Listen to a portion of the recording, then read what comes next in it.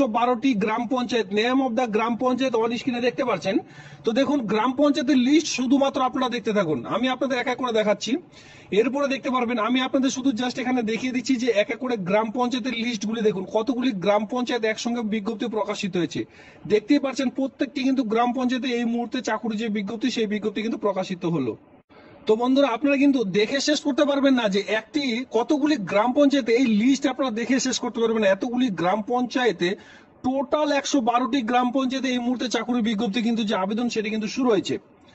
তো এই যে চাকুরি বিজ্ঞপ্তি, এখানে আমি আপনাদের বলে রাখছি যাদের 10 পাস রয়েছে তারাও আবেদন করতে পারবেন, যাদের 12 পাস রয়েছে তারাও আবেদন করতে পারবেন, এমনকি যাদের বিএ পাস রয়েছে তারাও কিন্তু এখানে আবেদন করে নিতে পারছেন।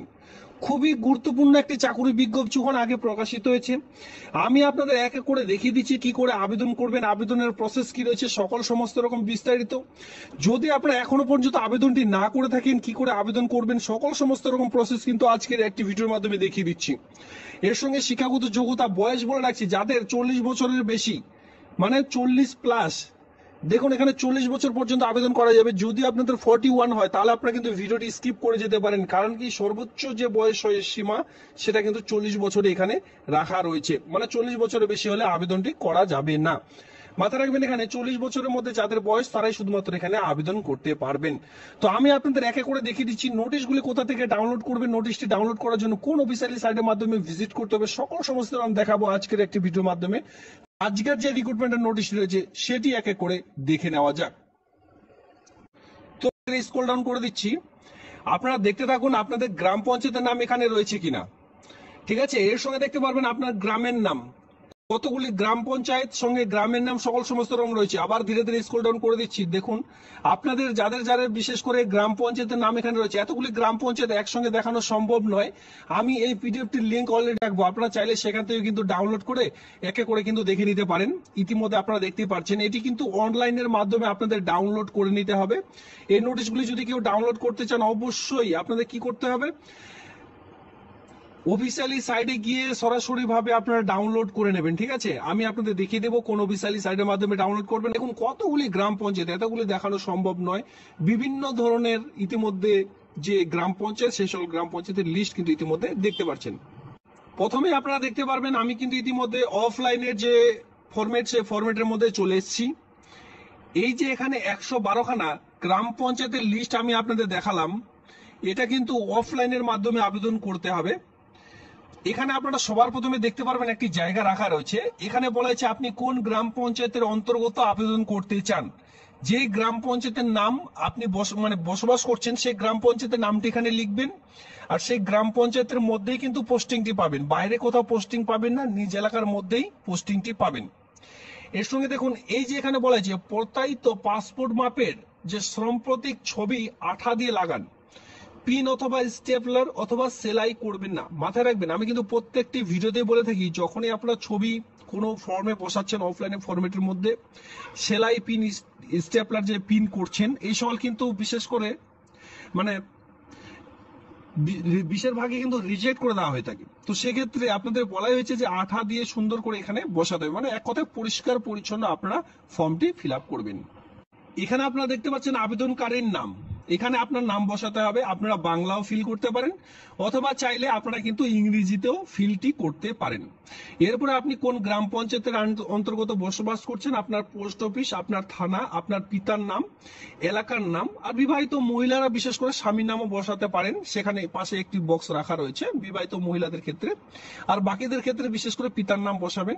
পাড়া দেখতে পাচ্ছেন এলাকার নাম, পাড়া মানে আপনার গ্রাম পঞ্চায়েতের নাম কিন্তু এখানে বসাতে হবে, দেখতেই পাচ্ছেন। এরপরে নিচে দেখতে পারবেন আপনার জন্ম তারিখ, এটি কি দেখে বসাবেন, যেহেতু মাধ্যমিক পাস থেকে শুরু হচ্ছে তো সেক্ষেত্রে আমি বলবো মাধ্যমিক পাসের অ্যাডমিট কার্ড অনুযায়ী ডেট মান্থ ইয়ার এক এক করে বসিয়ে দিলেন। এখানে বলা হয়েছে ডেট মান্থ ইয়ার এক এক করে বসাতে, সেক্ষেত্রে মাধ্যমিক পাসের যে অ্যাডমিট কার্ড আপনার কাছে রয়েছে সেটা দেখে দেখে ডেট মান্থ ইয়ার এক এক করে আপনারা সুন্দর করে বসিয়ে দিলেন। এবার বলা হয়েছে আপনাদের একটু ক্যালকুলেট করে দেখতে হবে, যেখানে এই যে তারিখটি আপনি বসালেন সেই তারিখ অনুযায়ী 24/2025 অনুযায়ী আপনাদের ধরা হলে কত বছর কত মাস কত দিন হচ্ছে সেটা কিন্তু বসাতে হবে। এরপরে অফলাইনের জন্য খুবই গুরুত্বপূর্ণ যে সকল পয়েন্ট সে সকল হচ্ছে ইমেল আইডি। এরপরে যদি আপনার কাছে কাস্ট সার্টিফিকেট থাকে এসসি এসটি ওবিসি, সেটা কিন্তু এই জায়গার মধ্যে নাম্বারটি লিখতে হবে। খুবই গুরুত্বপূর্ণ, যেটা আমি বারবার করে বলি অফলাইন ফরম্যাটের মধ্যে, সেটা হচ্ছে ইমেল আইডি। আপনার ইমেল আইডি এখানে বসিয়ে দিলেন। এরপরে হোয়াটসঅ্যাপ নাম্বারও কিন্তু এখানে আপনাদের বসাতে হবে। নিচের দিকে চলে আসুন, এখানে আপনারা দেখতে পারবেন আপনার যে ভোটার কার্ড, সে ভোটার কার্ড অনুযায়ী আপনাদের কিন্তু সচিব যে অংশ নম্বর রয়েছে, ক্রমিক নং, এটা কি করে পাবেন সেটা আমি আপনাদের দেখিয়ে দিচ্ছি। কারণ বারবার বলে থাকি যে গ্রাম পঞ্চায়েত ভিত্তিক যে কোনো চাকরির বিজ্ঞপ্তি, বিশেষ করে সেই সকল গ্রাম পঞ্চায়েতের আন্ডারে যারা বসবাস করছেন তারাই আবেদন করবেন। তার জন্য এখানে ভোটার কার্ডের ডকুমেন্টস এখানে চেয়ে নিচ্ছে।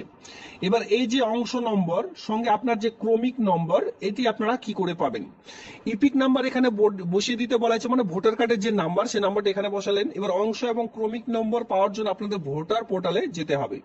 তার জন্য আপনারা গুগল ক্রোমে জাস্ট সার্চ করবেন ভোটার লিস্ট।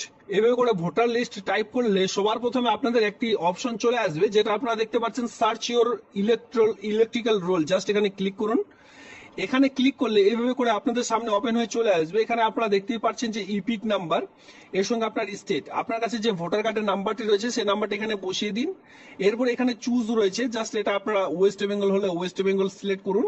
করার পর নিচের দিকে আসুন, এখানে আপনারা দেখতে পারবেন এই যে ক্যাপচার, এই ক্যাপচারটি জাস্ট এখানে হুবহু বসিয়ে দিতে বলা হয়েছে। এরপরে সার্চ অপশনে ক্লিক করলে আপনার অংশ নম্বর, আপনার পার্ট নম্বর, সকল সমস্ত রকম কিন্তু এর নিচের দিকেই চলে আসবে। একটি ভোটার কার্ড দিয়ে যখন আপনারা সার্চ করবেন, এখানে সার্চ অপশনে ক্লিক করবেন, সঙ্গে সঙ্গে কিন্তু আপনার নিচের দিকে ভোটার যে লিস্ট, যেটা আমি বললাম অংশ নম্বর এবং পার্ট নম্বর, সেটা কিন্তু সরাসরি দেখতে পারবেন। আর সেটা দেখে দেখে বসিয়ে দেবেন, আর নিজেরাই কিন্তু অনলাইনে সার্চ করে তারপরে দেখে দেখে বসাবেন।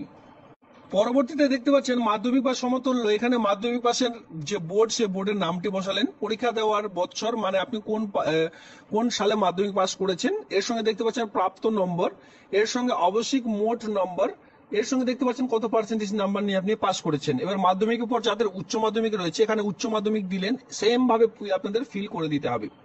এরপরে আবেদনকারীকে পূর্ণ স্বাক্ষর, মানে আপনার যে সই, সেই সইটি এখানে করে দিয়ে এই যে কয়েকটি ডকুমেন্টসের কথা এখানে উল্লেখ করা রয়েছে, এই কয়েকটি ডকুমেন্টস কিন্তু আপনাদের এই ফর্মটির সঙ্গে অ্যাটাচ করে দিয়ে আপনার ব্লক মানে বিডিও অফিসে ফর্মটি জমা করে দিন নির্দিষ্ট সময়ের মধ্যে, তাহলে আবেদন প্রক্রিয়া একেবারে কমপ্লিট হয়ে যাবে।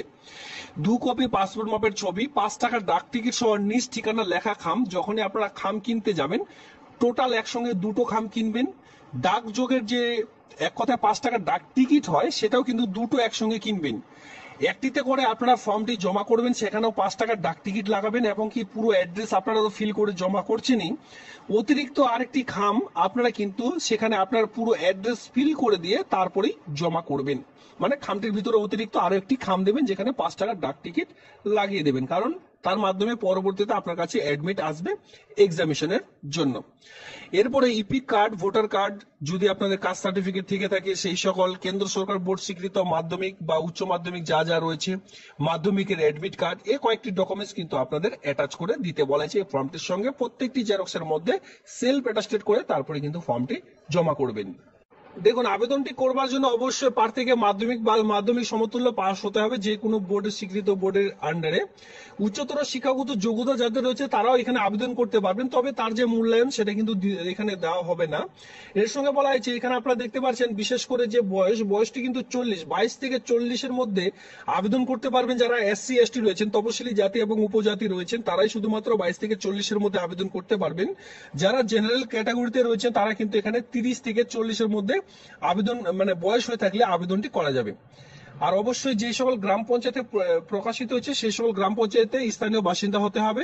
কেবলমাত্র বিধবা, বিবাহিত, এর সঙ্গে আদালতকৃতভাবে আদেশনামা প্রাপ্ত বিবাহ বিচ্ছিন্ন মহিলারা এখানে আবেদন করতে পারবেন। যে পোস্টটির নাম হচ্ছে, সেটা হচ্ছে আশা কর্মী পোস্টের জন্য, যেটা কিন্তু প্রত্যেকটি গ্রাম পঞ্চায়েতে এই মুহূর্তে লিস্ট প্রকাশিত হয়েছে।